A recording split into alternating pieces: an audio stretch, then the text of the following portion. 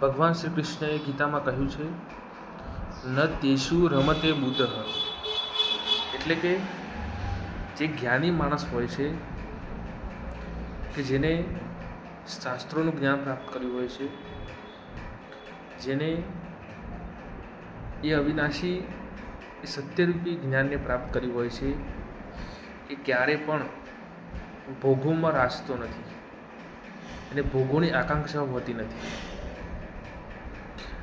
આ કહેવાનું તાત્પર્ય એ છે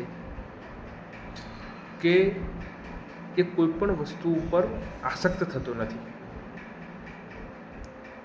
એ સંપત્તિનો, એ ભોગોનો ઉપયોગ કરે છે, પણ એના પ્રત્યે એટલો લગાવ નથી રાખતો કે કોઈક સમયે વસ્તુને ન પણ મળે તો પણ એ સમસ્થિતિમાં રહે છે.